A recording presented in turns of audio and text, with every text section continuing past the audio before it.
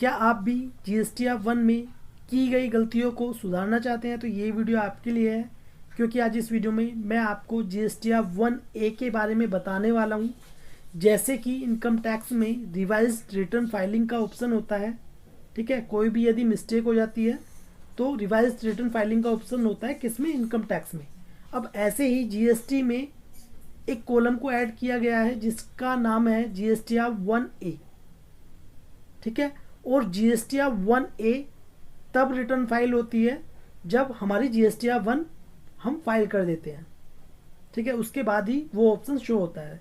तो मैं आपको पूरा प्रोसेस बताऊंगा GSTR 1 की गलतियों को कैसे आप सुधार सकते हैं। चाहे उसमें जैसे मान लीजिए आपके इन्वॉइसेस हैं वो रह गए हैं तो आप GSTR 1A में ऐड कर सकते हैं, या मान लीजिए आपके HSN समरी आप भूल गए हैं फिल करना तो आप कर सकते हैं। तो सभी मिस्टेक को आप इसमें सुधार सकते हैं। तो बने रहिए इस वीडियो के साथ। और यदि अभी तक आपने मेरा यूट्यूब चैनल सब्सक्राइब नहीं किया है तो कर लीजिए ऐसी बेनिफिशियल वीडियोस के लिए। तो गाइस चलते हैं वीडियो को स्टार्ट करते हैं। तो फाइल रिटर्न्स पर हम क्लिक करेंगे। अब ये है पीरियड हमारा इसमें जनवरी 2025। सर्च पर क्लिक करेंगे। अब देखिए तो पहला कॉलम है GSTR 1, दूसरा कॉलम है GSTR 1A, ठीक है। तो पहले आप क्या करेंगे, GSTR 1 फाइल कर देंगे, ठीक है। जैसे कि यदि आपकी मंथली रिटर्न है तो 11 तारीख लास्ट डेट होती है, क्वार्टरली है तो 13 तारीख लास्ट डेट होती है, ठीक है।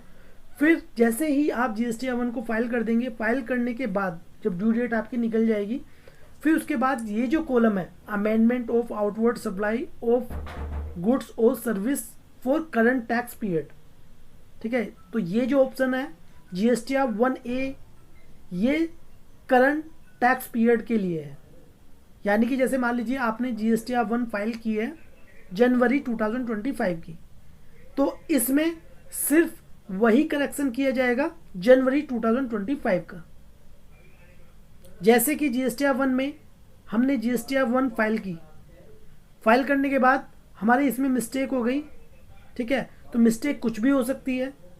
जैसे मान लीजिए आपके जो इन्वॉइसेस हैं वो आपके रह गए थे, ठीक है, या आपने B2C जो हमारी सेल थी वो आपने कम ऐड की है, या मान लीजिए आपने HSN समरी को ऐड करना भूल गए हैं।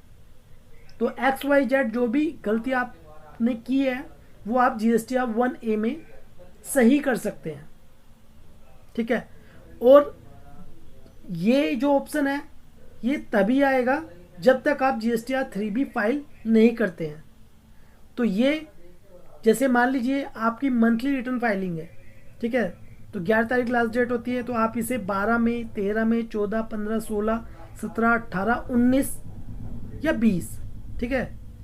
तो उससे पहले आप कर सकते हैं। यानी कि कुल मिलाकर GSTR 3 भी फाइलिंग करने से पहले आपको ये करेक्शन करना होगा। तो ये जो ऑप्शन है ये ऑनलाइन ही प्रिपेयर कर सकते हैं, यानी कि आपको ऑनलाइन ही करेक्शन करना होगा। अब इस पर हम क्लिक करते हैं।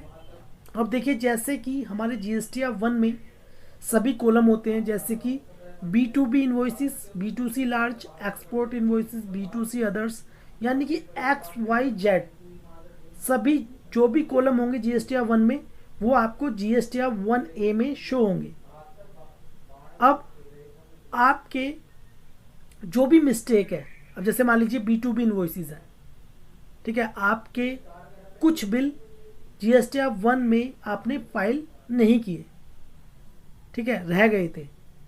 तो आप जो इन्वॉइसेस GSTR 1 में आपने ऐड नहीं किए थे या जो रह गए थे वो आपको इसमें ऐड करने हैं, इसमें तो इसमें ऐड कर सकते हैं। अब जैसे B2C लार्ज कोई इन्वॉइसेस रह गया था तो इसमें कर सकते हैं, एक्सपोर्ट इन्वॉइसेस है तो इसमें कर सकते हैं, B2C अदर्स इसमें कर सकते हैं, या मान लीजिए आपका कोई क्रेडिट नोट था, ठीक है, क्रेडिट नोट आपका रह गया था, आपने ऐड नहीं कर पाए किसमें, GSTR 1 में, तो आप GSTR 1A में ऐड कर सकते हैं यहाँ पर, ठीक है। अनरजिस्टर्ड है तो यहाँ पर, या कभी कभी क्या होता है HSN वाइज समरी डालना ही भूल जाते हैं।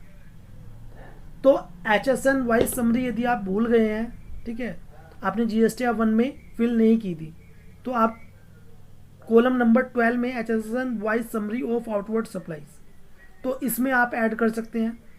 और इसमें अमेंडमेंट का भी ऑप्शन दिया हुआ है। ठीक है, अब अमेंडमेंट जैसे कि हम कोई भी इन्वॉइसेस अमेंडमेंट करते हैं, जैसे मान लीजिए B2B इन्वॉइसेस था, उसका bill number, date, taxable amount, total invoice value, GST rate, है ना, तो आप अमेंडमेंट में जाकर इसको ठीक कर सकते हैं।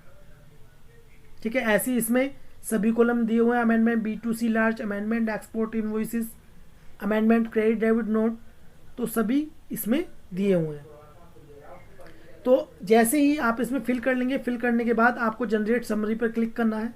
जैसे ही जनरेट समरी पर क्लिक करेंगे, रिफ्रेश करके नीचे आएंगे और प्रोसीड टू फाइल समरी पर क्लिक करेंगे।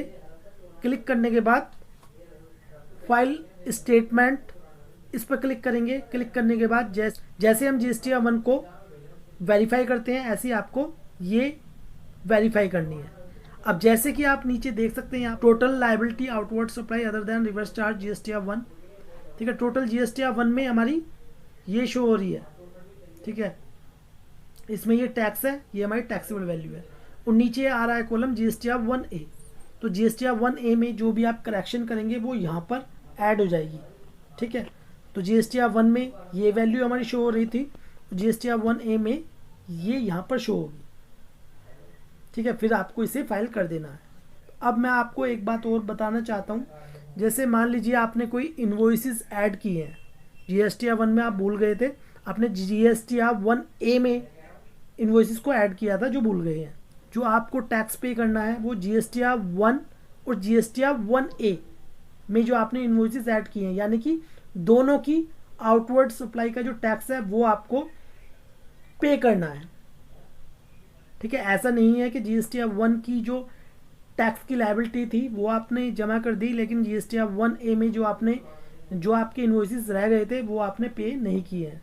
तो आपको GSTR 1 और GSTR 1A की जो भी टैक्स की लायबिलिटी होगी आउटवर्ड सप्लाई की, वो आपको पे करनी है। अब आपके मन में एक क्वेश्चन होगा, जो हम GSTR 1A में जो भी इन्वॉइसेस को ऐड करेंगे, ठीक है, क्या उसका बेनिफिट, क्या उसकी ITC का बेनिफिट कस्टमर्स को या पार्टी को मिलेगा? तो इसका आंसर है नो। इसका बेनिफिट आपको करंट मंथ में नहीं मिलेगा, बल्कि नेक्स्ट मंथ में उसका ITC का बेनिफिट मिल जाएगा पार्टी को, लेकिन करंट मंथ में नहीं मिलेगा, क्योंकि जो GSTR 1 की लास्ट डेट होती है वो 11 तारीख या 13 तारीख होती है। उसके बाद हम GSTR 1 ही फाइल करेंगे, तो करंट मंथ में उसको बेनिफिट नहीं मिलेगा, वो नेक्स्ट मंथ में मिलेगा। तो ऐसे ही आपको अपनी मिस्टेक को सुधारना है GSTR 1 में। तो ये वीडियो आपको कैसी लगी प्लीज़ कमेंट बॉक्स में जो बताएं। वीडियो आपको अच्छी लगी हो तो प्लीज़ लाइक कर दें और इस वीडियो को शेयर करें अपने फ्रेंड्स के साथ। वीडियो देखने के लिए धन्यवाद।